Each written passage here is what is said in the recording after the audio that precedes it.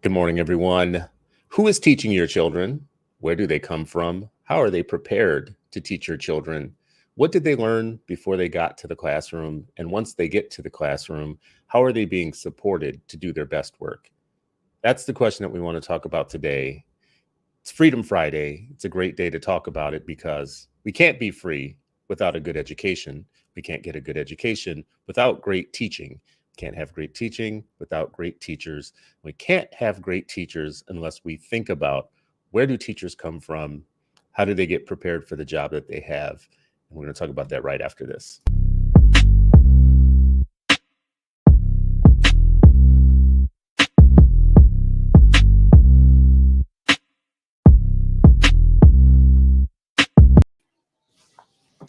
Good morning, fam. It's Freedom Friday, and you are still not free, but hopefully you will be freer after an hour with us. This morning, we are talking about teachers, the real teacher work. What is the real teacher work? Well, I can't tell you because I'm not a teacher. I am a parent. I could tell you something about the parent work, but that's not what today's show is about. Today, we're going to talk to my brother, my homie, Sharif El-Mekki. We have this show every week, and we rarely touch on the work that you do, which I think is the teacher work. So we're going to talk about that today. Good morning, brother. How you doing? Hey, man. Good morning. Happy Friday, Freedom Friday. Welcome to the community that you've built on this platform and other platforms, It's a conversation, man. Yeah, man. Every revolution starts with a conversation. First of all, it starts with an invitation and then a conversation that turns into a dialogue, and a dialogue turns into action. Yeah. Starts off at whispers and it turns into a roar, right? That's right. That's right. But you have to be invited first. Invitation, the invitation is the most powerful human invention ever. You invite humans into a thing, and then they say, oh, you see it the way that I see it. Oh, wow. Maybe we should work together. So teacher work, man, this is what you do at the center. And we always say the center, but I should be more clear because I call it the center too. It's kind of a long name, right? The Center for Black Educator Development. Just in case everybody, we want to make sure that everybody knows where to find you and sees the real work and whatever. So we're going to be talking about this today, but let's just start out by making sure that we get names and everything right, so everybody can see here. This is the website for the Center for Black Educator Development, the organization that Sharif put so much love, sweat, and tears into. And there's different areas of this work that we could talk about a little bit today: the academies, the teaching pathways, and the professional learning that's done through this center. But before we get to that, let's just start at the very beginning, because there's people in this world who they want to be organized. They want to start things that make a difference for their people. They want to build something. And there's some realities to that I think everybody should know we should be talking about as nonprofit leaders. So let's just start at the beginning. What's the vision for the center? What problem is it that you're trying to solve with doing this work and forming this organization?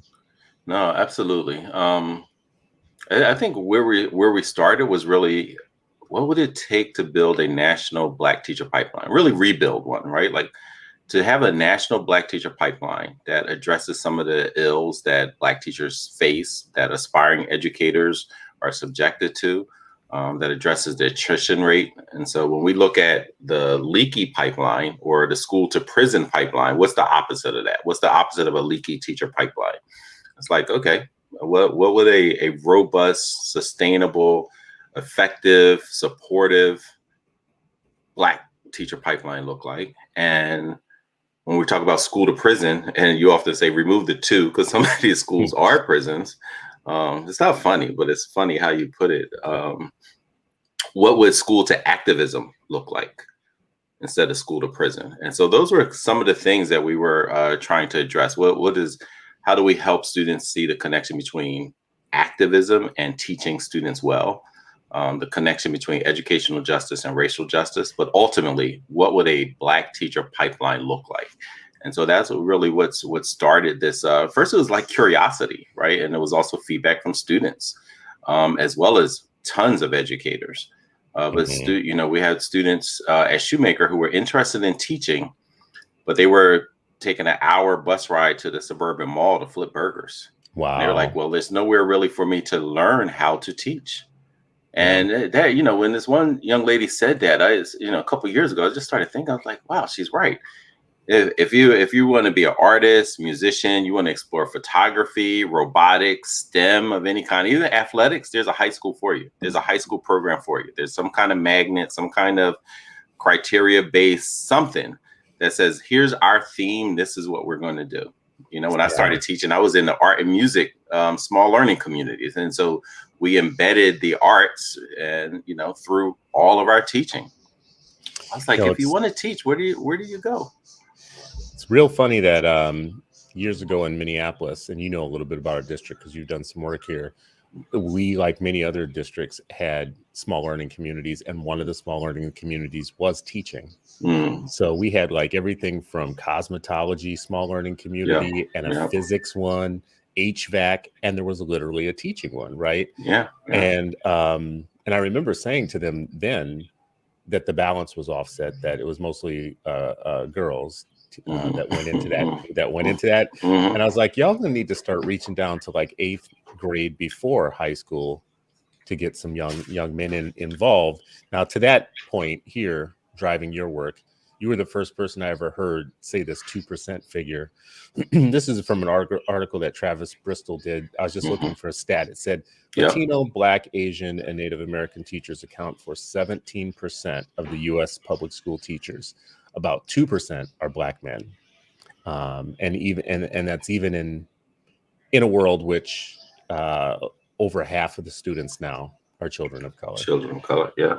So this has to be like one of the, and that persists even in diverse communities, right? Sometimes people see that like, oh yeah, well, America is about 60% white or 50-something% white. So yeah, that makes sense. Like, nah, even in Philly, as diverse as Philly is, and the student population is about 80-something% students of color. But I think teachers, last time I looked, was 60-something% were white teachers, less than 4% or less than 5% Black men, double the national average, but tiny in comparison to the Black student and student of color population. There has to be that's more than a statistic. There has to be a real kind of problem that we don't talk about when the majority of American young people never see a Black male at the front of a classroom. Yeah. I mean, it's that leadership, right? I mean, if you look at teaching as leadership and there being all these, potholes, and not just regular potholes, like Philly potholes, like humongous, wreck your car potholes, insurance bill go up type potholes. That's what the path looks like. And that's why that pipeline is so leaky, and you just see it, how it translates and how it manifests itself. This anti-Blackness is not just anti-Blackness for adults. Anti-Blackness starts when Black men are children, Black women are babies. So, a lot of times people thinking about anti-Blackness as this abstract concept, and this individual lies, racist acts in parking lots and stuff like that. But like, nah, these are real things. So your work is to increase the pipeline, increase the number of conscious, qualified Black males and just Black people, period, teaching, so that we can have more in the pipeline. So if that's the work starts with building some form of infrastructure and organization. So the very first step is what you're doing. So you start an organization. Tell me what you have learned so far in starting an organization, the ups, the downs, the goods, the bads. I once had advice from someone who said to me, don't start another nonprofit unless you think it's absolutely necessary. And I swear at the time that I was given that advice, like 8 people I knew were all working on a nonprofit plan. So tell me, what have you learned in the starting of an organization, a brand new organization, to do this work? Yeah, I mean, I think we probably were in some very similar circles, because I heard that a lot over my career, and and for a long time I wasn't even interested in it, nonprofits. But as towards the end of my principalship, it was really something that was compelling. But I think some of the things that we learned and relearned or reinforced, because I don't think this was a new, a learning, but it was definitely enhanced and centralized, was this idea of like listen to the youth, like the seeds of where would I learn how to teach, from that young lady. Definitely informed the work. I think being in community with others, having families and educators and students, as well as others who've gone before, right? And so we use, as we use the Freedom Schools tradition for some of our work. So really going back in, so things, but then you're like, hey, let me look at it from a different lens. Let me go a little bit deeper. And rereading, relearning about SNCC and what these youth in SNCC were doing in Mississippi and why they wanted to start Freedom Schools. Talking to students who were attending Freedom Schools, but also became educators later. And like, okay, what was about it? And it wasn't calling out as a teacher pipeline at that time. It was just like, hey, you know what? What were they feeling where they felt like, I had such a great time at Freedom Schools. I learned so much, and it fueled my work, my mindset, right? My own reflections, all of that. So I think being in community with others, having it informed by different generations of people. I'm on a thread with some, SNCC, former SNCC folks. I think the 60th anniversary of SNCC is coming up this September, next month, September, I think. September, October is the 60th anniversary of SNCC. And so I'm on a email thread with some of these leaders, legends, right? And just and I'm just dying. I don't want to pepper them with too many questions and things, because a lot of their work has been out there for a long time. But I'm just in awe of just their foresight, their thinking, their commitment, their love for the Black community. And so what are all those things that we can learn from and be in community with others? We learn from Philadelphia Freedom Schools with just legends. You've had Dr. Greg Carr on the show many, many times. He's our resident Baba, and him and Sister Erica Asikoya and Dr. Aisha Imani, when they thought about okay, how do we iterate from the Children's Defense Fund model of Freedom Schools, who iterated from the SNCC version of Freedom Schools, and now we're doing that. So it's this constant learning, iteration, but staying focused on the main thing, which is love and liberation for the Black community, particularly these children. Has it been easy? Nah. Starting an organization? Has it been just like, man, make it look easy, not one part, man. It was hard just to leave Shoemaker. I was at Shoemaker for 11 years. I was a principal and teacher for 26 years. So my entire career for the most part has been within the school. And so even leaving that setting was, I can say it, we're in safe space. I was a little nervous. I was afraid.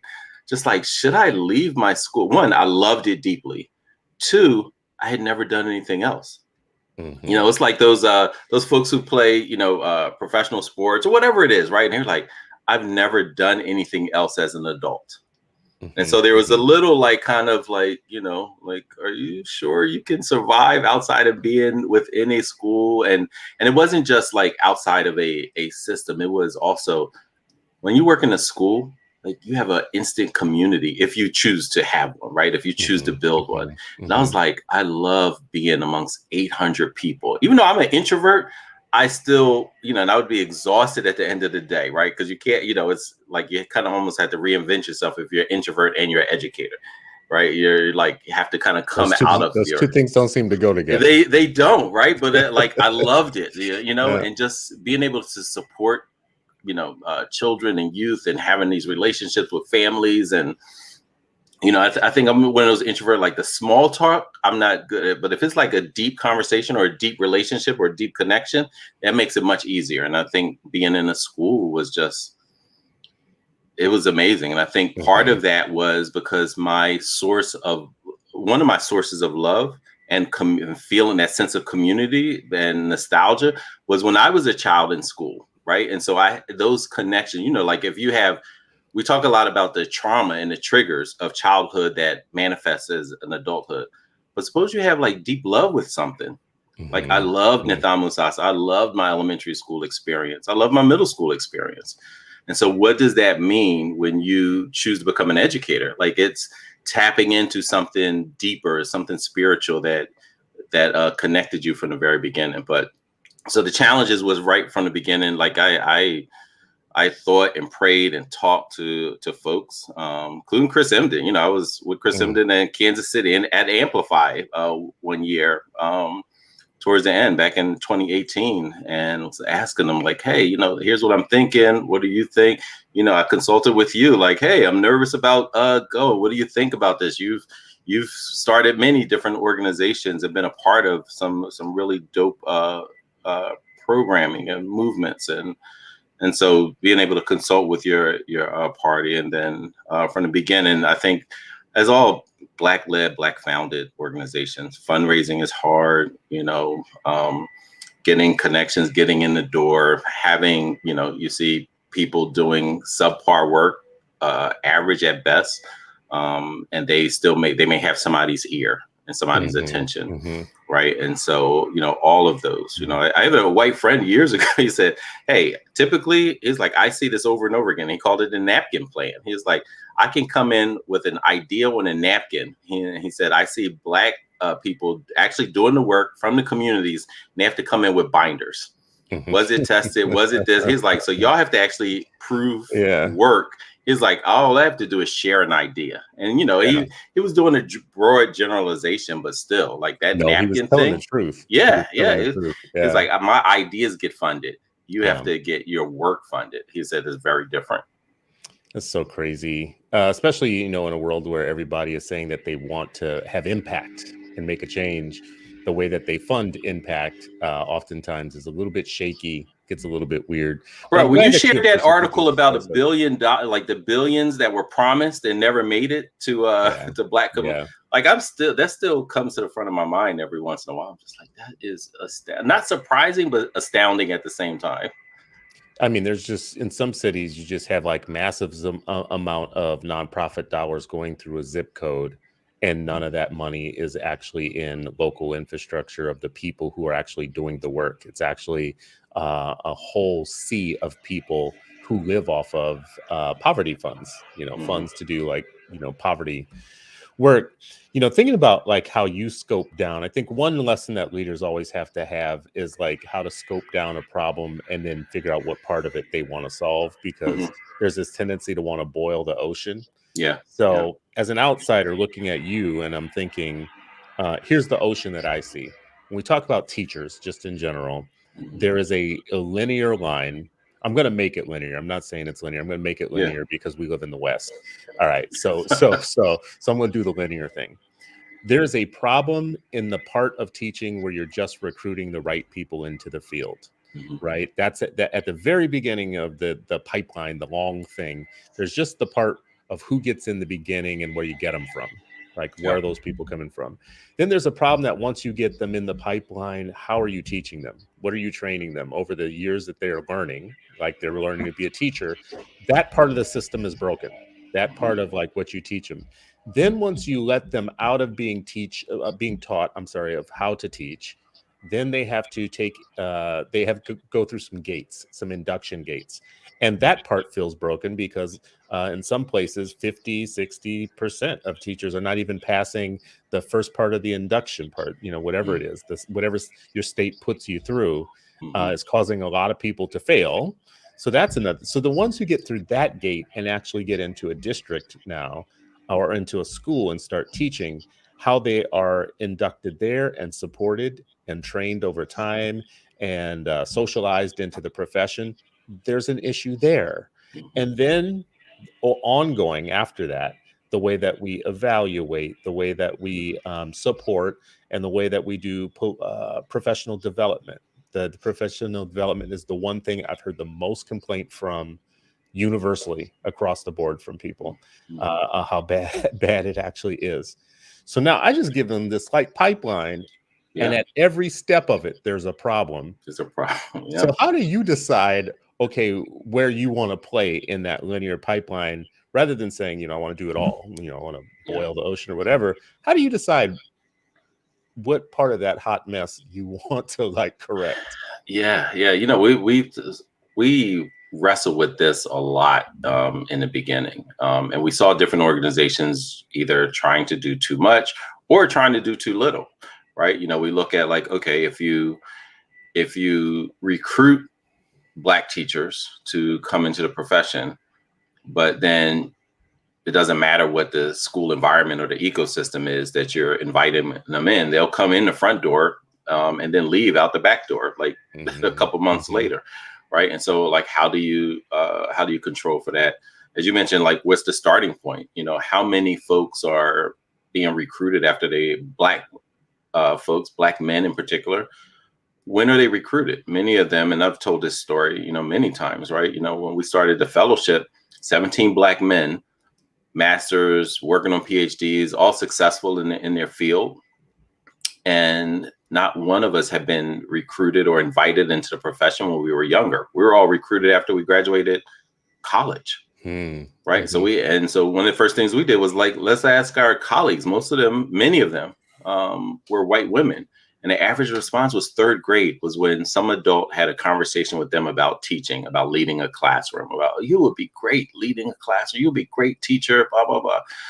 And for the Black men, so third grade for one group, white women that we were speaking to. And for us, 17 Black men from all around the country. It wasn't just a Philly thing. We all ended up in Philly, but we were from all over.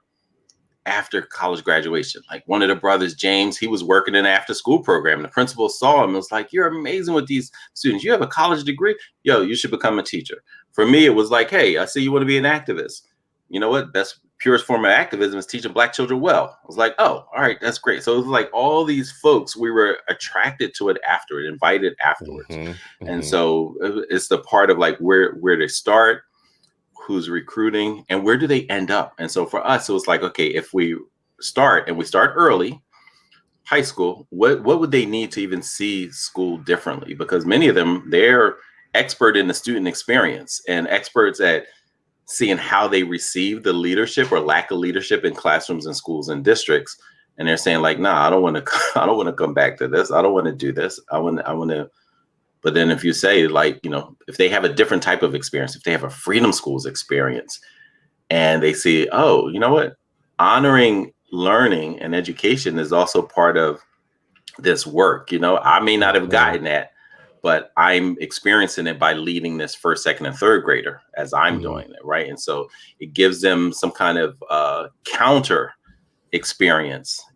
Even if they had a negative one themselves. And then you look at other things, right? Like what's the number of Black boys who graduate on time from high school? How many of them get into college, right? And so for us, a big part of it was expanding the pipeline, not necessarily telling everybody, oh, whatever your major is, change that to education. We're not saying that at all. And I'll talk a little bit about our high school campaign that we're going to launch September 9th as well, which was informed by high school youth. Yeah, it's so funny in what you just said. I don't think it would have ever occurred to me to become a teacher just based upon the sucker ass teachers I had. But I always did have a desire to want to do something affirming for young people because of the after school type of experiences I had or the programs that I was in. Yeah. So that's where I would, if I had any encounters with Black males, especially in my age group, it would have been the pro-black males that were doing stuff in the community. Like, oh, y'all gonna play chess. Kicking the truth to the young Black youth, like out of the street. Y'all gonna learn how to play chess this week. Y'all gonna do tennis. You gonna play tennis, damn it, and that was cool in a way because it was very family. The role looked right for them to me because the school role was a totally different, like, I don't know. It was just, the school thing to me was like weird. It was like, being in somebody else's house, and you would go to these after school programs or these summer programs or these other community-based organization things that your parents would push you into. And that's where you would see real people. See brothers doing stuff and you'd be like, oh, I could do that. That mentorship, that community, the relationship, right? And that love, right? Like, hey, I want you to be they want you to learn how to chess because they're probably thinking like, you know what, this is great strategy. It's a calming thing. It's a thinking. It's problem solving. It's strategy. And it's a dope game. I want you to be able to slow your mind down, think, anticipate, Mm-hmm. other people's moves, all of that. Those are applicable to life, right? And so that mentor, that community member, they're like, hey, I want to pour this into you, right? And then on the opposite side, like I remember the first time I got gripped up and assaulted by a police officer was as a high school student, a 10th grader in high school, walking down the hallway. And so, when you look at all of these experiences that our Black youth have and how problematic it can be, and how sometimes the love is from outside of the school, the relationships are outside of the school. And so for us, it's been really important for us to, share a different type of educational experience to our youth who may not have received it. And we're like, hey, if you had great teachers, like for me, and Cole talks about this, he's like, people talk about like, I had that one great teacher. You're like, and everybody could name that one. And I'm like, not everybody can. Well, that's true. Not everybody can. Can't. But many folks were, but even just think about all the teachers you have and you can name one. My elementary school, I can't name one that wasn't amazing. Mm-hmm. And so when I think about the privilege of being in a school where I can't name a single adult that was not amazing, from the custodial to the principal, like I can't even, I'm just like, yeah, they were all outstanding. Still, I'm 50 and I'm still, when I see them, I'm still giddy. I still hug them. I still love them. I still like, sit and lean in every time they speak. Right. Like that's what should be an educator student relationship, teacher to pupil. Right. Because it was a different mindset about the children that they were pouring into. That experience that you had in a school where it was culturally affirming, and you just said the teachers were excellent, they were all good. That's your frame of reference. For many people listening and watching this, that's not their frame. It's definitely not my frame of reference. Yeah. But now so you all invest a lot of time in freedom schools as one of your strategies. So I wanted to ask you a little bit about that. And there's a question from Elaine here about the freedom schools. So first, my question. I mean, Elaine's question, she would probably be grilled like, yo, why ain't you? You can almost guess what Elaine is asking. She's saying, what will it take to get full school year freedom schools started in Philly and around the country? And I would just change your question a little bit to X out the Philly part and just say, for all of us, why just keep it in Philly? But what would it take to get year-round freedom schools that we could really do what you just said, have a school with amazing teachers that are affirming to our young people so that they have your experience rather than them having mine? Yeah. And you know what? And shout out to Dr. Aisha Imani, who, I first met as a child. She was literally our next door neighbor when I was a young child, and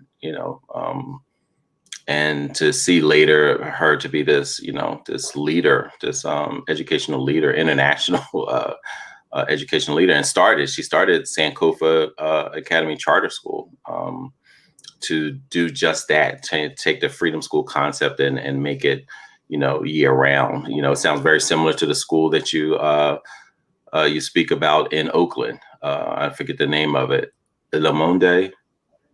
Ileomade. Yeah. Ileomade. Yes. Right. Yeah. So having those kind of experiences for students and staff. So for me, I think I was just talking to Dr. Seaton, who's our chief learning officer, who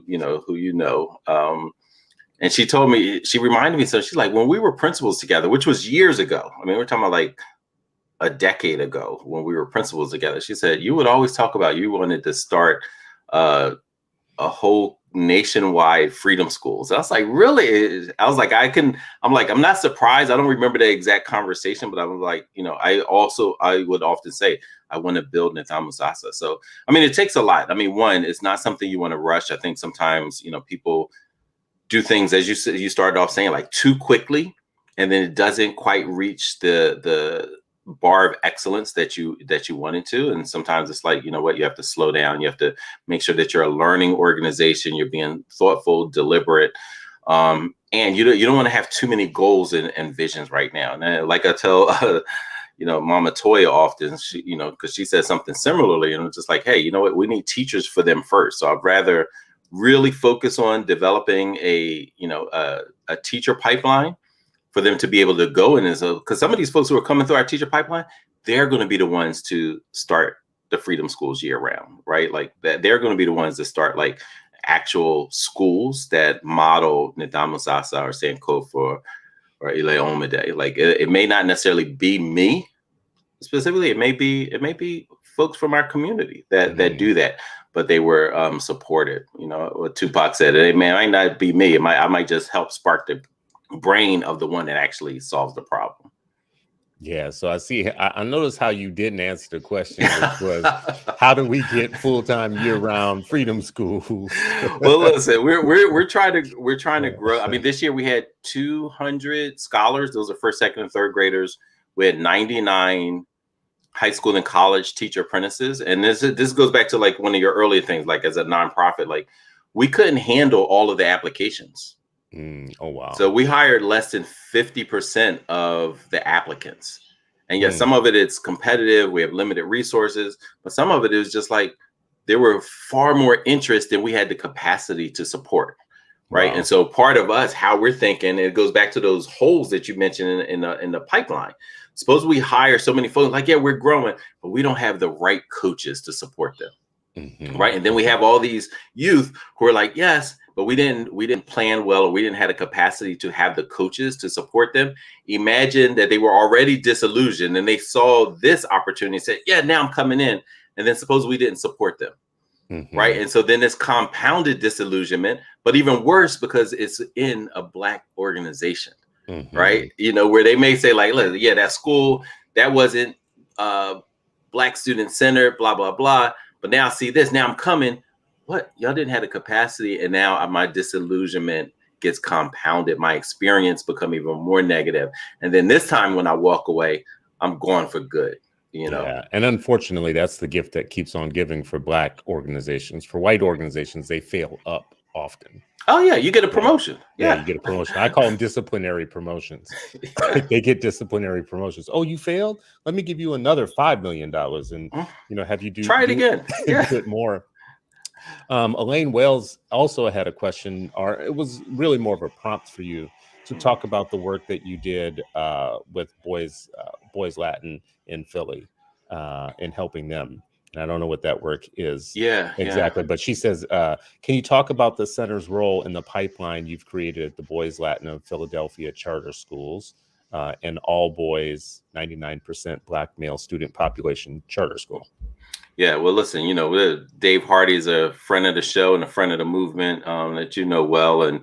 And I would say, you know, it was really his vision, you know, and he had been talking about it for years. I remember when I first met David Hardy, I was a principal and, you know, he's a firebrand, right? Like he's like, no, I'm going to speak my truth. And yeah, I don't care. And I saw him blasted some. I was like, yo, like, I want to meet this man. Like, who is he? And just really, you know, I knew him from afar because just all of the, when I was a middle school principal, I wanted students to go to his school. You know, he was opening up Boys Latin, and I would, you know, tell students like, you know what, that's the place. You know, all the work we're doing and investing in you, and you're investing in your education, like that looks like a school that's going to be dope when he was first opening it. So it was really his vision. But like, you know, so I liken it as there's so many schools and districts where they invest in table skirts, they go to warehouses, and then they try to recruit folks who are walking by these big teacher fairs to get strangers to come to their communities and teach their children.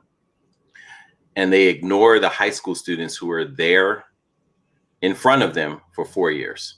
They're like, oh, we're not going to invest in you at all. We're not even thinking about you as a part of the pipeline, as a part of the solution, as a part of our, lifting as you climb kind of thing. It's like, no, we're going to go to this place and try to recruit strangers who have no connection to the community, no relationships with the families and the context. And so Dave Hardy was like, hey, you know what? That's asinine. I have all these Black boys, and I know some of them are already interested in education, and some, if they have exposure, they'll at least consider it. And so that's what he ended up launching in partnership with Drexel University. He has his own apprenticeship program. There are other places like New Paradigm in Detroit. They're doing the same thing, and we'll be partnering with them, where they say like, hey, you know what, the youth in front of us, we're going to invest in. And so what we did was, Amir Davis, who leads our Black male engagement, has been working with some of the apprentices over this past year, teaching them the technical aspects of teaching. Like, we believe you got to have content expertise. You also have to have expertise in community building, culture building, relationship building, right? Those combined, right? Like, how do you take your content expertise and relay it? And how do you make sure that the ground is fertile for students to grow, which mainly is respect, community, and those kind of things, which isn't often taught, right? In teacher colleges, like, oh, forget relationship. Here's how you teach this particular subject. Like, no, you teach children's subjects, and so starting with that. So that's what we're doing at Boys Latin, supporting their Black teacher pipeline within the school, sharing the art and science of teaching, the art and science of building relationships and working with youth. And, we're grateful. They're doing great stuff, and, Dr. Will Hayes is now the CEO there. Is he? I didn't know that. Yeah. He's now the CEO. Brother Robert Parker, and both of these brothers helped launch the fellowship, Black Male Educators for Social Justice. Robert Parker is the principal at the Boys Latin Middle School. And of course, Dave Hardy is a legend in its own worth. And then they have support like Sister Elaine Wells and Mama Toya and many, many others. So really excited and I'm thrilled really to be in partnership with them. I just want to give a shout out to the work that you do and to Philly in general, because, well, first of all, let me just back up. This is how I first became aware of Philly. I'll tell you, I first became aware of Philly. McFadden and Whitehead, years ago, right? I started seeing their names, and I was a music lover, so I would read the liner notes of every album very deeply. I'd read everything, the executive producers, the grips, the whatever. Like how we used to read cereal boxes, you were reading album covers, cover to cover, whatever there was information on an album, I was reading it. And McFadden and Whitehead were showing up all over the place, right? And then my parents were always playing Teddy Pendergrass, and the whole Philly, like everything from Philly. I wouldn't have been able to tell you then, but the Philly sound was a part of Philly sound. I was going to say there's the Philly sound. Yeah, that was part of the soundtrack of my life, right? So I remember thinking long ago, there's something going on in Philly. Like, I don't know what it is, but Huff and Gamble. Yeah, this Philadelphia place. Yeah, Huff and Gamble. That's the other one too. McFadden and Whitehead were Ain't No Stopping Us Now, and Huff and Gamble. I think then they did Teddy Pendergrass. Yeah, they had the Philly sound. They had a whole lot of folks. And we go back, Harold Melvin and the Blue Notes, Patti LaBelle, a whole bunch of other stuff, OJ's. Anyway, Patti LaBelle used to babysit me, but we'll bring that to a different conversation. Yeah. Wow, yeah, that's crazy. That's not some stuff everybody could say. I remember that one time James Brown was teaching me how to dance. Yeah, me and her son Zori were about the same age, and her husband at the time, Armstead Edwards, was a professor at Temple. Wow. And he was my mother's professor. And she was just like, hey, look, I got a baby. I got to miss class, blah, blah, blah. She was, I wasn't a baby at it. I was like probably 4 or 5. She was just like, I have to miss. She's like, oh, my wife will. And she didn't know at the time. She's just like, oh, my wife will babysit. Don't worry about it. I need you in class. She was going to school to be a teacher. And it turns out that his wife was Patti LaBelle. And so while she was at class at Temple with Patti LaBelle's husband, Armstead Edwards, I'm at Patti LaBelle's house, hanging out with Zori, So, yeah. This is the crazy It's like crazy stuff, yeah. About you, just about being your homie. These type of things just fall out of you at times. And I was just like, so wait a second. Your mom was becoming a teacher, and the professor saw the benefit of your mom becoming a teacher enough to where he was going to arrange babysitting. Yeah. But the babysitter was Patti LaBelle. Babysitter was Patti LaBelle. But that's crazy. I think about so many different levels, often of like, even a professor, right? Like how many professors or teachers, right? We're talking about like educators, right? And it could probably be very similar to what the man or men who taught you how to play chess, right? Because I know the black man, brother Rafiq, who taught me and my brother how to play chess, it was the same type of thing and love. And like, oh, I'm going to support you. What's your goal? What's your aspiration? All right, how can I support you? right? Yeah. Like it's that same thing of us pouring back into supporting because someone supported us. But as a teacher, you get to do that by hundreds and thousands. Like that was when Dr. Martin Ryder, he's the one that was like, hey, the purest form of activism is teaching Black children well.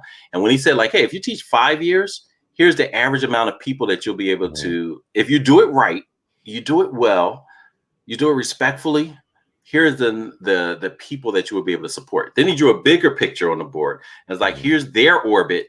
And I promise you, their orbit will know what you did and you'll be able to influence them even if you don't teach them. Because your student is going to share with their community members, their family members, their friends.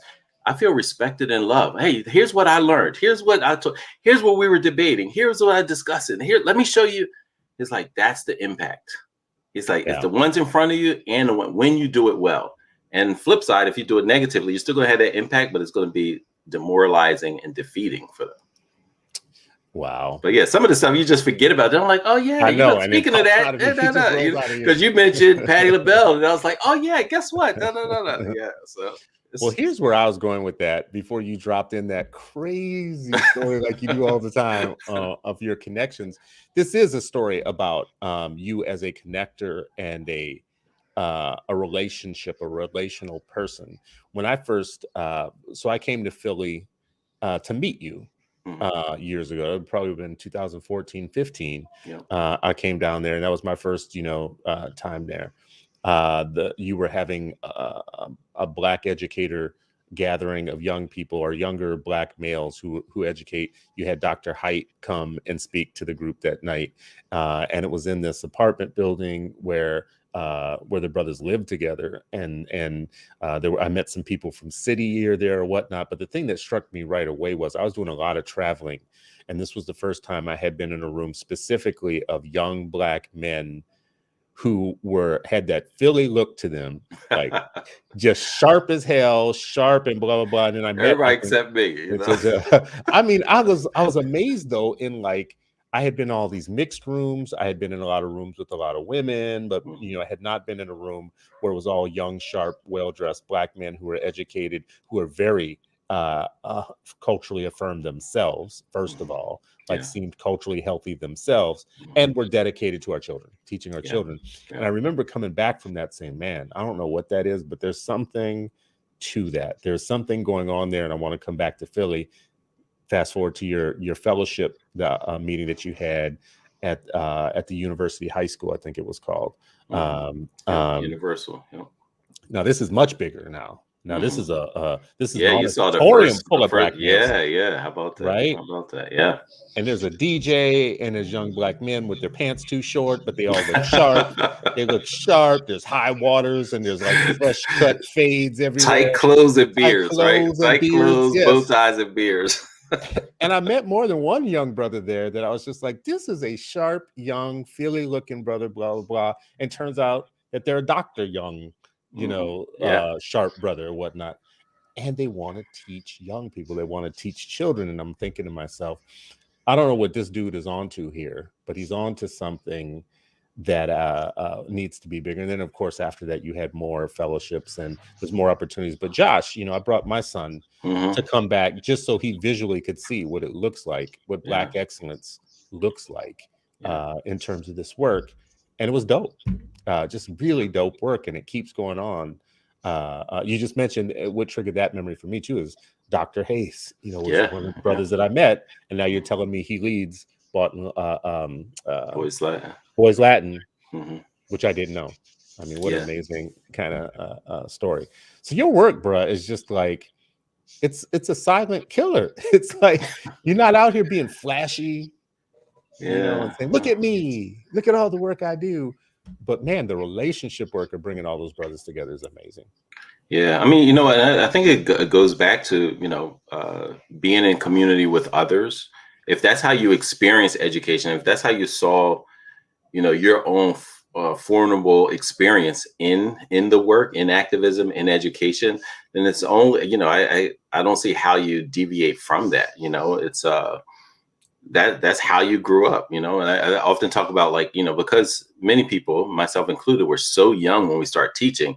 feel like you're still, if the science is accurate, which I believe it is, that your frontal lobe isn't even fully developed, it means I'm teaching and leading before my frontal lobe had been fully developed, which means there's still a lot of time for me to learn and be informed, and the connections that, the synapses in my brain are making was in community, in a school that elder teachers are showing me this is how you do it, right? And so for me to be a young teacher and to be in such, so I have this amazing elementary school experience as just blah, blah, middle school in Iran, which is a very different experience, and Overbrook, as a graduate, right? Going to college, not even thinking about being a teacher. The first, not even on my list of things to consider, but then meeting Dr. Martin Ryder, who told me to go to that meeting was a parent of Natham Musasa parent, the mother of my best friend in elementary school, calls me one day and says, hey, they're having a meeting, they're recruiting Black men. And the first thing I said was, Mama Cynthia, I don't want to be a teacher.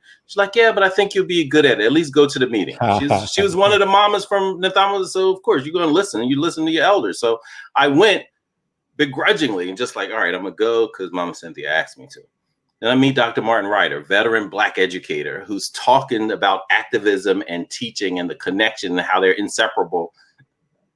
I was on my way to law school. I wanted to fight police brutality and be in the courtrooms, as our friend Michael Kors says, to expose the injustices in the American court and legal system, or illegal system. And they said, suppose it wasn't the courtroom, suppose it was the classroom.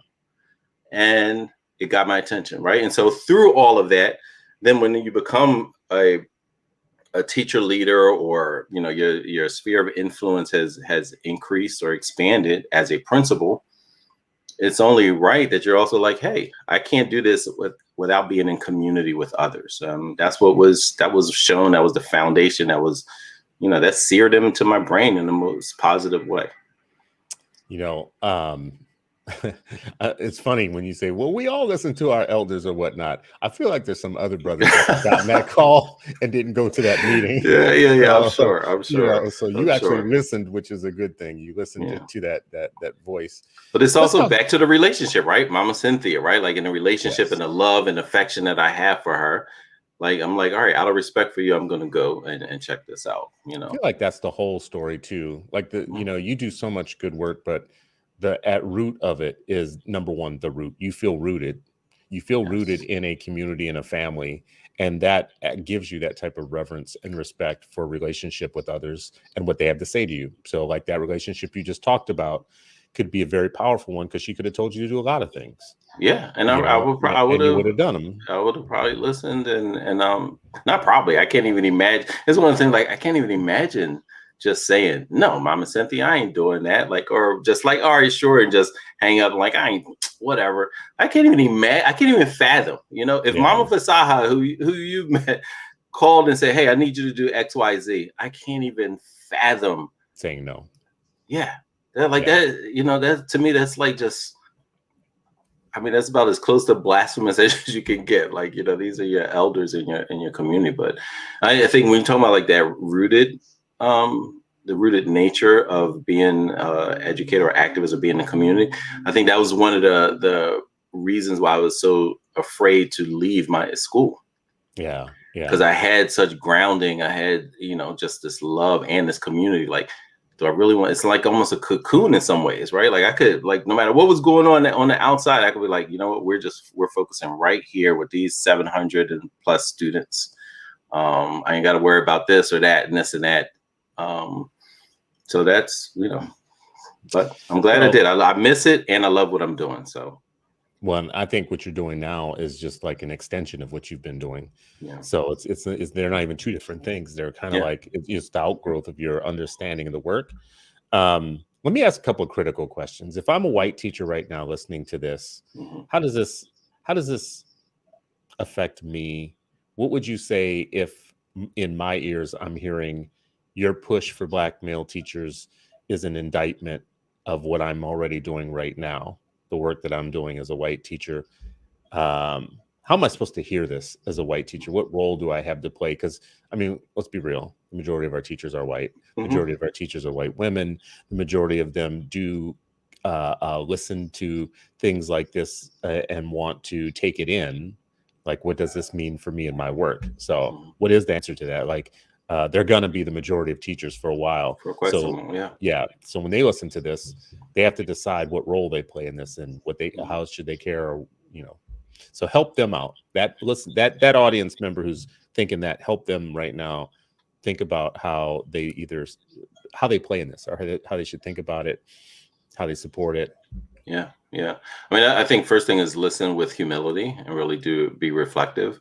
I think, I've run across a lot of white educators who summarily are dismissive of the fact that, Pennsylvania has 94% of their teachers being white, and they don't care about, they get all agitated and hysterical about us trying to recruit and expand the 4% teachers of color in the state, or the 6% teachers of color in the state, but are totally comfortable with their feet up. The fact that 94% of the teachers are white, and it used to be 96%. So this is like a, minuscule improvement. So to one, start with your mindset and your level of humility and reflectiveness. Why is that so okay? And you're not outraged, and you're not even thinking about how does this happen? Where 96% of a state's public school teaching force is white. What does that mean? How did it happen? How is it reinforced and supported? And then on the other side, as an educator, what can you do if you've arrived to the conclusion that, this is imbalanced?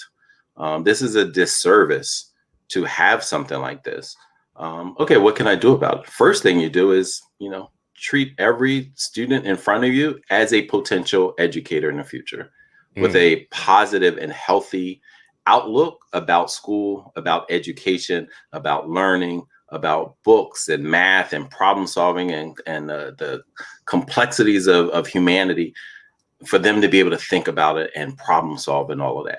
Think about that. Like, what is the experience? How are my students, particularly my Black students, particularly my Black boys and Black girls, how are they experiencing my leadership as a teacher?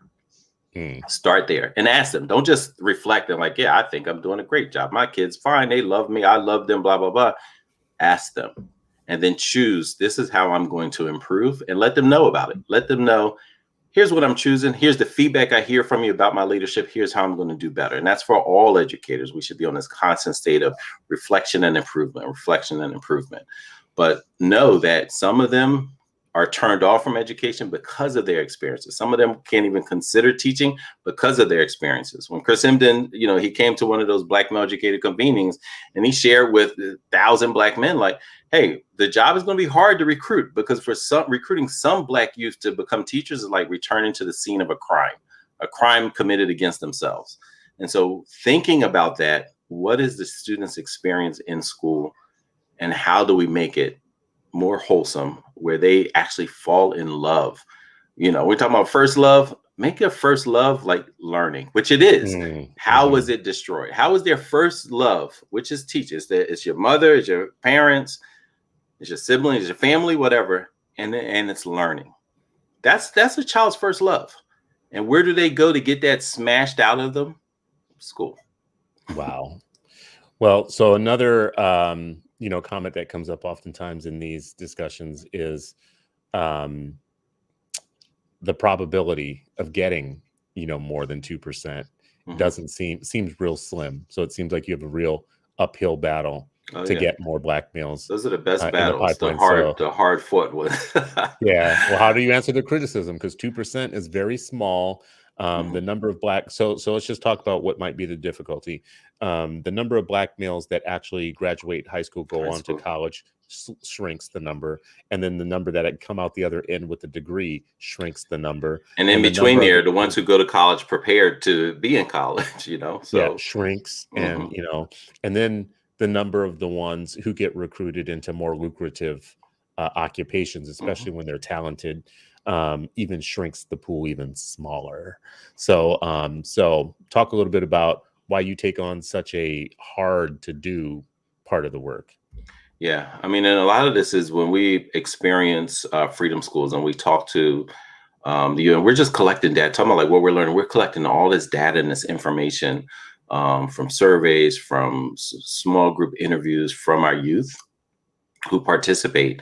And 90-something% say they're more interested in teaching after their program, after our Freedom Schools program, than they were before. Wow. So one is getting them earlier. And as I said earlier, we want to expand the pipeline, not necessarily reshuffle the seats that are in there, right? Like, oh, don't do this, do this. Don't. But when we think about the amount of young black men, black youth in general, and black men who are actually interested in teaching as students, but there's no support, there's no interest. Like us, they were ignored until maybe too late. Chris Goins, who we know, EdLock member in Chicago, doing amazing work. He works at thrive.org now. And the surveys that he's done in Chicago, 10% of black boys in high school, are actually interested in becoming teachers. Wow. When you look at big number. Yeah, 10%. Wow. Imagine Chicago, 10% of the black boys, right? If that plan plays out. Dr. Ivory Tolson, his research on HBCUs, education is actually the #1 choice of black men that attend HBCUs. Wow. So what happens when there's this interest? Because I think it's the same thing with that young man, that gentleman who taught you how to play chess, who taught me how to play chess, who taught me how to fish, who taught me all these things in the community that I learned how to do. They had a trait of an educator anyway, but they probably said, you know what, I'm gonna educate, but I can't do it in there because that system is so oppressive. And so for them to find a safe space to be able to educate both outside and inside means that we have to advocate, push, challenge, and create our own spaces so that they can be these opportunities that expand beyond only outside. And outside is absolutely crucial, but it could also be an outside-inside game, right? And so when we look at Dr. Ivory Tolson, where #1 level of interest was elementary school teacher, and I think number 10 of interest was high school. So when you look at Chris Goins' work, you look at Dr. Ivory Tolson's work, and then we look at what we're receiving and hearing from the Freedom Schools Literacy Academy students. There's deep interest. What happens after they express interest? How are they mentored? How are they supported? Are they given clinical experiences and exposure, or is it just like, I'm interested, and it falls on deaf ears? Right? Like, how many high school counselors know that, oh, a group of my students are interested in becoming educators, and here's how I'm going to expose them to it. There's not a lot of places that have teacher academies or clinical experiences for high school students, right? And then on top of that, they may have to volunteer to do it. Where that child that I spoke about earlier, she was like, no, I need a job, so I'm going to go flip burgers at a chain restaurant, because there are no opportunities, and then there's certainly no paid opportunities. And that's why for us, a paid teacher apprenticeship is so important, right? If we're talking about universities, they can't increase if their teacher college is less diverse than the regular college. Or if they have requirements like, hey, you have to do student teaching for a semester and you have to do it for free, right? You're already paying tuition and you got to quit your job or work at nights only to do your student teaching, because we're not going to pay you to do that work, right? And so we have to look at all of these different things. And then, of course, as you mentioned, the ecosystem. Best recruitment strategy is a strong retention plan. So if I'm a Black educator and I'm staying and I'm talking to new youth, or do they see me churning out because it's like, throw my hands in exacerbation, like, yo, this is a racist, hostile environment for Black educators. If it's racist and hostile to Black educators, that means it's racist and hostile to Black students.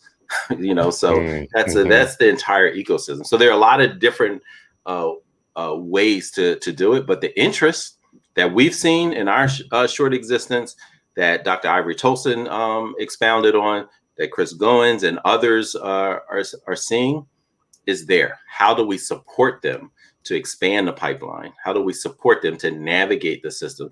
And how do we hold systems accountable? If they do come, how do they make sure that they are treated humanely, respectfully, as professionals, as experts in their craft, and experts in their lived experience, which is just as important when you're a teacher, teaching students that may have been in very similar seats as you were as a child.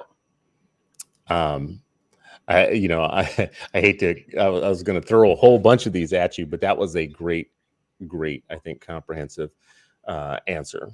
And I think we have to like talk about these issues about what might be preventing our young people from seeing themselves in the pipeline, seeing themselves becoming teachers. A lot of it is, I mean, you just blew my mind with the percentages that you just said that are actually interested. Like 10% would be a lot of any population that wants to do anything, right? Like 1/10 of people saying, yeah, I would do that. We got to really think about the pay. We have to really think about the cost of what it costs to become a teacher.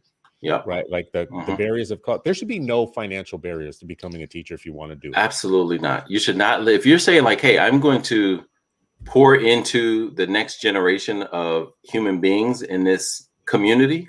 Yeah. But I'm going to go in debt to do it is absolutely insane. Like you're being punished to become an educator or like like you got to be kidding me. I mean, and that debt. I mean, because like you go into debt for med school, but okay, you're going to have debt, and then you're going to start a job that pays you like way down here. You're not going to pay off that debt, right? Like it's debt. So it sounds like slavery. Yeah, I'm going to go into for life. Slavery. Like, indentured servitude. That's what. There you go. Yeah. You help me break the code.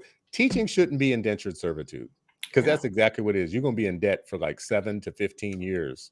Or more for some people for life, And when you talk about the black-white wealth gap, right? And this is, you coined it before, like years ago. You talk about teaching as a white women's job placement program or something crazy. You said, like not for Black youth. And so I think for us, that's why this is why context is so important in understanding the complexities of the issue, right? Because you can just say, oh, I'm going to do this. No, you have to say like, here's a challenge, but we also have the Black wealth gap. So we have to, and that's why we're talking about like educational justice and racial justice are inseparable, right? Because as you're thinking about educational justice, you can't help but to think about racial justice. And so if I'm looking at like, I went high school youth, I'm not saying like, hey, come volunteer and come do that. We're like, no, this is going to be a paid apprenticeship for high school and college. We're going to pay you to explore this most important profession that can have an impact on generations. Because we believe a great education impacts that student's grandchild. It's not just them. It impacts their grandchild, their orbit, right? And so if we have that mindset, then how important is it? We're in partnership with our friend Sekou Biddle and the United Negro College Fund so that we're starting a fellowship that we're launching this fall where between 10 and 15 students who've gone through our Freedom Schools program and are committing to teach in Philadelphia will be eligible for this fellowship that has last dollar scholarship while they're in college, and then teacher retention bonuses. So their first 4 years of teaching, they'll get a retention bonus. So it's not much, but it's adding. It's a couple thousand. So this is like almost a $40,000 investment in each fellow. $20,000 in college, last dollar scholarships in college, and almost $20,000 in their retention bonuses, where each year you get a little bit more. First year, you get like $2,000. Second year, you finish teaching, you get $4,000. And of course, there are things you have to do in between your workshops, commitment, lifting as you climb. You got to pour into the next generation of teacher apprentices and so forth. So all of that is a part of thinking about the racial justice aspects of it and pouring it into the problem. Well, I know we got to wrap. On that last note, you gave me like plenty to like think about. So as we wrap, I'm going to try and like just compound a few things into one. But I will say this: the most jarring thing that I heard recently about the exact thing we're talking about right now today, and I don't know if it was you who said it to me or somebody else, but it's one of those things that somebody says to you and it slaps you across the face, and you just say, I will never unsee that. Here's what it is. If we got the number of Black folks to go into teaching that we want to go into teaching, it would exacerbate the wealth gap. Right? Yeah. So let me say that again. Because of the pay, if we really did convince the number of college educated Black people to go into teaching that we need that number, if we got them to do it, it would exacerbate the racial wealth gap in the beginning. I mean, maybe it would improve it maybe a couple of generations down the line after we have way more children that come through better classrooms with teachers that care about them. But in the main, like right now, it's such a low paid field. You're talking about almost 300,000 teachers, right? So, it's a lot of teachers and it's a lot of our college educated population. Like, so that would, when you think about our college education first of all Black folks are already overrepresented in underpaid fields.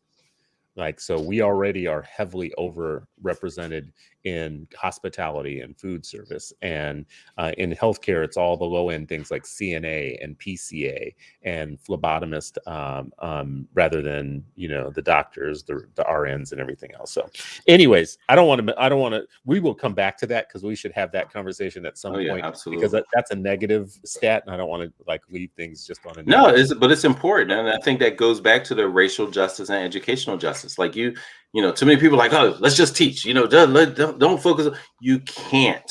No. You know, you have to look at this holistically. And I would just say to my final statement would be this idea that, one, you know, going back to the data of like how many are interested, when you compound that with, and again, we're talking about expanding the pipeline, not this person wants to be a Marine, because we still have too many firsts or not enough of anything, right? And so my classmate from Nithamasasa, Dr. Ayla Stanford, who's doing all that work, she's trying to recruit more Black teachers, right? Like, and we're not saying, hey, don't be a Black teacher. I mean, don't be a Black doctor. She's trying to recruit more Black doctors. I'm not saying, hey, don't be a Black doctor, be a Black. We're like, no, be that Black doctor. We need that. Be that Black marine biologist. We need that.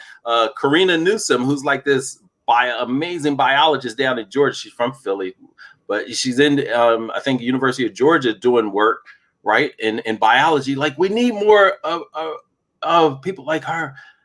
But we're also looking at like who's interested, but then also who are the students. We're talking about expanding the pipeline. How many students that I've met that say, I don't know what I want to do. I'm going to get a degree. Yeah.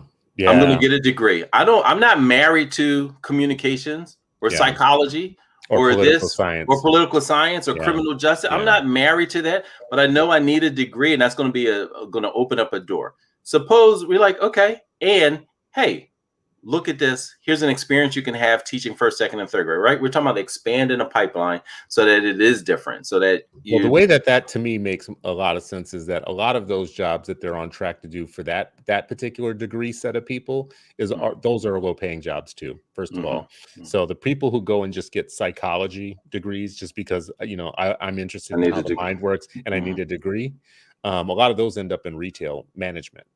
Like, a lot of those people end up managing at Macy's. So, well, I mean, you know, poli-sci, psychology. I mean, find your passion and purpose. I mean, some people love being in retail. Others are like, I'm here. Yeah, I'm not down in Macy's. I'm just saying, if you're gonna get paid that crappy anyways and have to deal with a jacked up public, you might as well just go teach. So, but anyways, there's that. It's very different. But but this is what I would say. Like, yes, and this is why we have to advocate for higher teacher pay, a just wage, and so on and so forth. This is why the fellowship with UNCF is so important. Future Black Educators of Excellence, which will launch this fall. Students will be applying, you know, in a couple of weeks. This is why paid apprenticeship. This is why student teachers who get paid. This is why we are part of the Teacher Salary Project to advocate for higher salaries for educators. You can go on Teacher Salary Project and please sign on the petition to you know, get this. We're part of the Million Teachers of Color campaign that TNTP is leading with a coalition of folks to get 1 million more teachers of color, you know, in our systems, right? And so, like, all of that is important. But the most important thing for me is the voice of these high school students. And so, as I mentioned earlier, we're having a National High School Teacher Campaign that was designed in partnership with high school students, some who are in our Freedom Schools literacy program and some who are not, just to get their feedback about what would it take to be an educator, what would attract you, or at least have you even consider it. And so we're going to launch this on September 9th, and we're encouraging everyone. The hashtag is We Need Black Teachers. And that hashtag, we've been sharing it on our social media pages. On September 9th, we'll have people, we're going to invite the public to share your experience of a Black teacher, post a picture of you with a Black teacher, or why it's important to you, or why we need more Black teachers. I'm hoping, you know, get a picture of you, Stuart, even though you had negative experiences, but why it's important to you at this point for your children to possibly have a dope, effective Black educator. So But you don't looking want no forward to more of that me in the campaign. future. That's why it's important, because you don't want no more Chris Stewarts in the No, future. because we want more, but from a No, different lens. We want more problem children because I'm a that's problem right. child because my Black That's right. educators, right? Because you're And Black so, educators. yeah. Well, listen, I just dropped in your organization, the Center for Black Educator Development, into the comments so that people can they can go to your website. There's things, so you what you just said to me makes a lot of sense in terms of the most important work that we do is helping engage young people into their own freedom, into their own learning, you know, to take possession of the systems that are supposed to be geared at helping them learn. For me, in my old way of looking at the world, this is what's most important to me. What's most important is that we have no bystanders on the path to justice. So if you are listening to this and you are hearing this and you're saying, that all sounds like great work, how can I help? Well, it goes beyond liking and sharing this show, which I think is important. It goes beyond doing the low-hanging fruit things of spreading the word and sharing it with other people. But in the church, we tithe. In revolutions, we give, and in the salvation of our own people, we do what we can with what we have, with where we are. So so the bottom line is, you donate to organizations that you know are doing good work. You advocate for their work wherever you can. So if you're going to talk to state leaders and you're going to talk to people running for office of any sort, you should put it as part of your portfolio of things that you say to powerful people. I'm going to need you to prepare a plan to make teaching a public service that doesn't require people to go into debt to do and take low pay for. We got to change our entire orientation. So I'm going to need you, as a mark of your leadership, to come up with a way for an on-ramp for people who are smart and talented and interested to not have to take on a vow of poverty and debt and become kind of wage slaves to be able to do the work that we all need them to do anyways.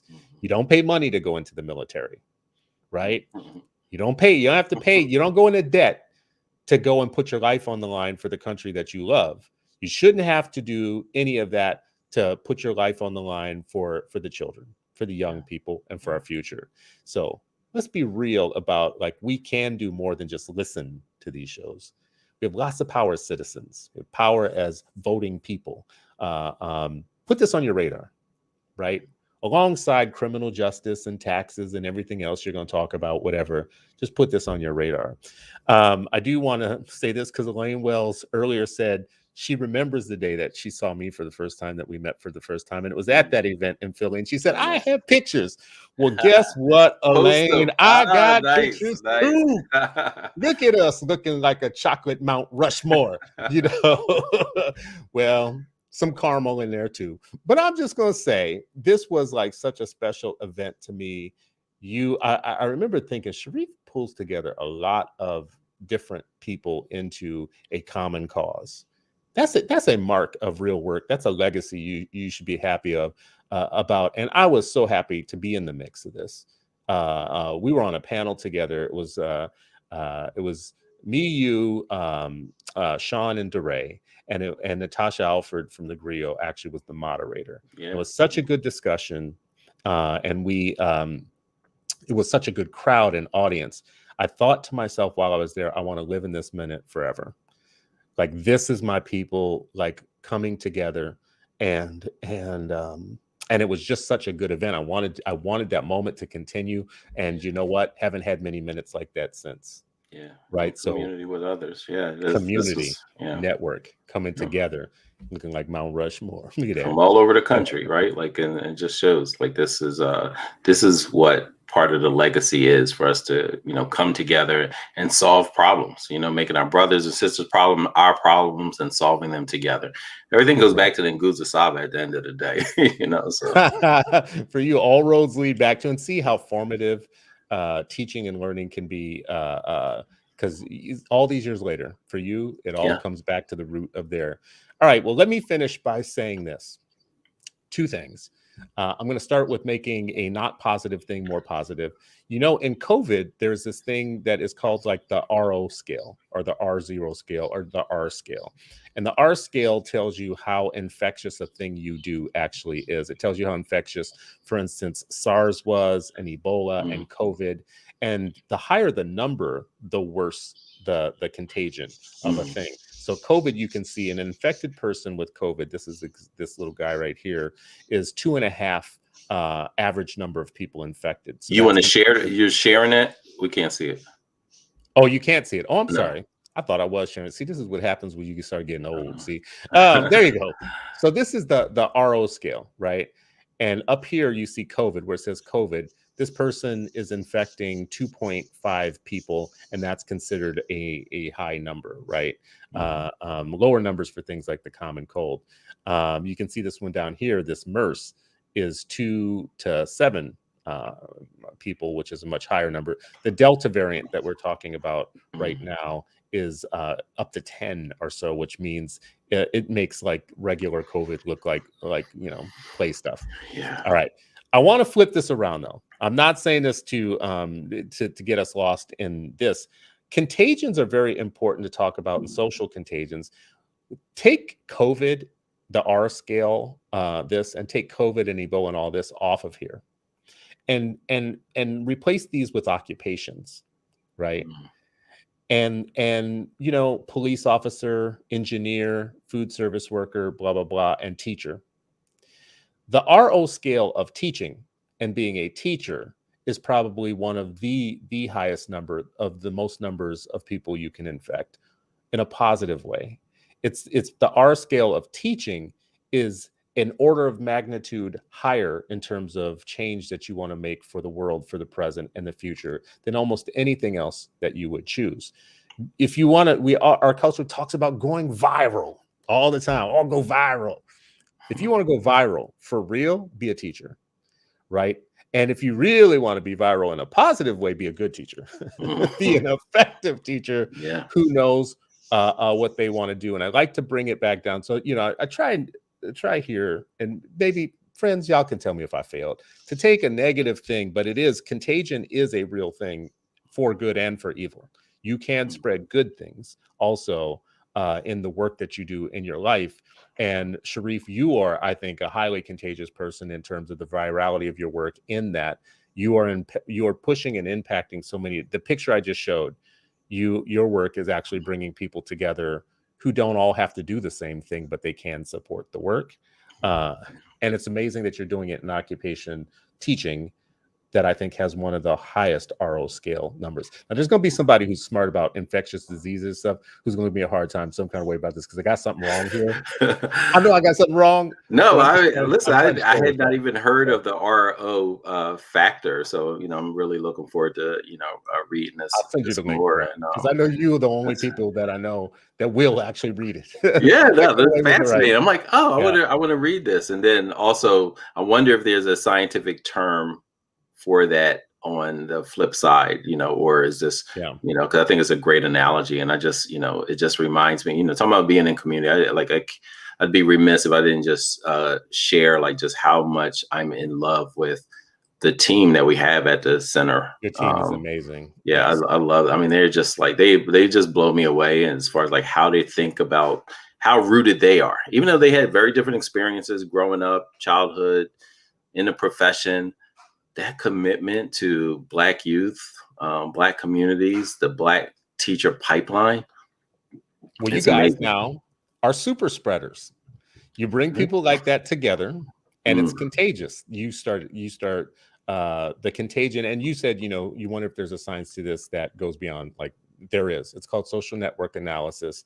There is a thing to, if I want to influence what you do in life, if I influence the people around you and your friends, it'll be a faster way of doing it, right? Like in social network analysis, if you want people to change their behavior, like smoking or something like that, there's a way to do it within networks. Well, you're building a network that I think is making that type of change. Sense.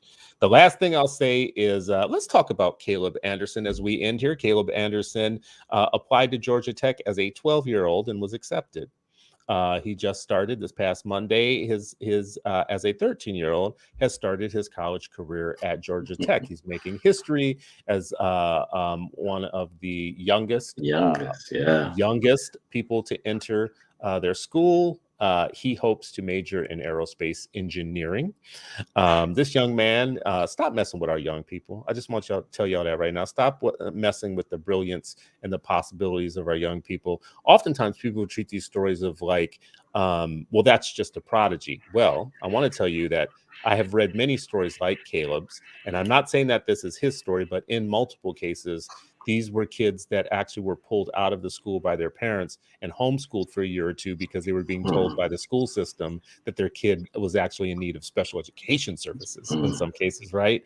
So anyways, here's what's really interesting and cool about his story is the first part's not cool is he's so young that he couldn't get merit-based scholarships at the school. He was too young for him. So he didn't meet the age requirement for their merit-based scholarship. A 13-year-old who's capable of going to college and taking on aerospace engineering couldn't get merit-based scholarship. But Steve Harvey with his wife, Steve and Marjorie Harvey, through their foundation, stepped up and funded his college. So he is going to college for free, and they are paying for it. And I love them for doing that. Again, doing what you can with where you are, with what you have. This is a great story. So stop messing with our young people and the brilliance of the Black mind. And shout out to Black philanthropists too, so please shout out to them. Stepping up and stepping in. I just posted on Philly 7th Ward. Well, not I did, but got posted. Sister Aaron Aaron Corbett wrote a dope piece about Black philanthropy, and it reminded me when they posted it. It reminded me of what you say. Everybody can be philanthropists, and so like how do we all? Yeah, so love it. If you're 100,000-aire, you can be a philanthropist. If you're 100-aire, right? We always look at the billionaires and the millionaires. No, sorry, my grandmother never made $1 billion. She never made $100,000. She never made $50,000 in a year. And one of the biggest philanthropists I know was my grandmother because she gave everybody something. Yeah. And you could always count on her for something. And particularly when it comes to education, right? We saw that in James Anderson's book, right? Like, that old woman who said, I only got 1 penny, but it's for the education of the Black youth. That's it. Right. So anyways, thank you, brother. No, thank you, man. Thank you for your work Always. And all that you do. And thank you to your team, any of them who are watching. Thank you to the friends and family who come on Freedom Fridays and give us your brunch time every week so that we can be active for our children and doing what we need to do to form community, to be in dialogue, and to look for action steps. Today's action steps are support these organizations that we talk about and pressure your state leaders to make teaching a viable pathway for people that aren't sitting on hundreds of thousands of dollars, right? That's what you can do. That's what I can do. Let's do it. Let's do our job. This has been another episode of Freedom Friday, and you were still not free, but hopefully you're freer now than you were when we began. We will be taking a break next week because both Sharif and I are going to be incognito in different spots of the world. But I might have a special way to fill that day. I haven't figured it out yet, but keep watching. Share this show with friends and family, and we'll see you at least, if not next week, the week after.